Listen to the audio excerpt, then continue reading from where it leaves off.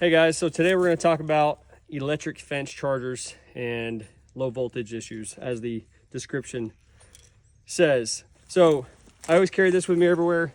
I always check 8,000 volts. That's great, but I want 10,000 all the time. We have a 46 joule charger, and they say you're supposed to have 3 feet of ground per joule. So we have 1, 2, 3, 4, 5, 6, 7 6-foot posts. So that's about 150 feet of ground rod, if my math is right, which it's way wrong. Anyway, so we're adding 2 more ground rods right now to try to get up to that full 10,000. We're gonna try to maximize as much as possible. So a few things you need, obviously, you need a post pounder, a ground rod, high tensile wire to connect them all if you're using galvanized rods, wire cutters, I like lineman pliers, sledgehammer to finish out driving the ground rod clamp, and a wrench to fit it. So if you've never used one of these, this is how you do this. Real easy. Don't use too much gusto because it'll come off and break your head, your leg, your foot.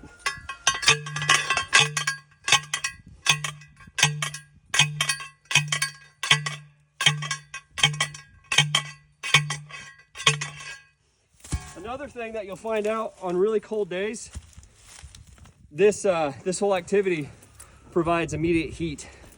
See how that worked? I'm taking that off. That's ridiculous.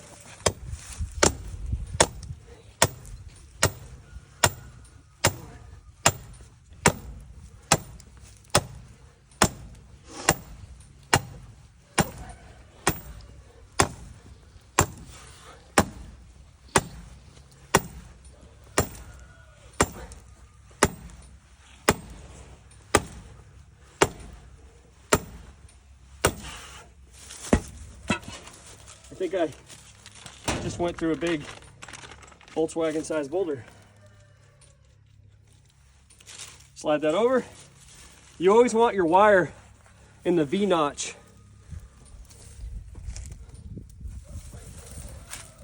And that goes against,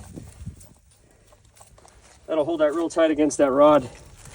If you have it anywhere else in there, especially if your ground rod clamp is too big like mine is, it won't make good contact. So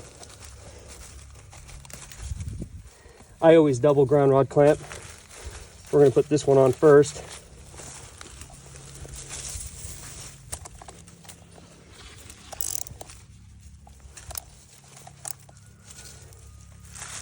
All right, let's see if that helped our voltage. Where'd you put my voltmeter? You put it in my pocket where I put it? There it is. He's constantly losing things. You always have to blame your partner. Oh, there's still 8,000, 10,000.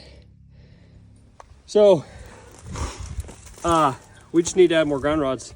It's actually better than it was. I put in 3 more this morning, and it was jumping between 4,000 and 6,000. So now it's jumping between 8,000 and 10,000. There might be something on the fence, but I don't think there is because we walked it this morning. So I just think we need more ground rods. So if you're having issues with your fence charger not performing the way you think it is or should, probably is grounding situation. You need more ground rod. Does the frozen ground affect that? Sometimes dry ground is really, really bad for ground.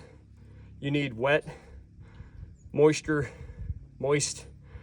ground. And our ground has been super, super dry. It's rained quite a bit, but and yes, now it's frozen. Yeah, now it's frozen solid, which is fine as long as it's wet below. And where I put these ground rods, I put them right under the drip edge of this old barn. So anytime it rains or any dew from the morning, it'll drip right down here and it'll keep this whole area wet, which is what you want for ground rods. Moist? Moist. Ground rods like it moist. With that, get after it. Homestead, farm, ranch.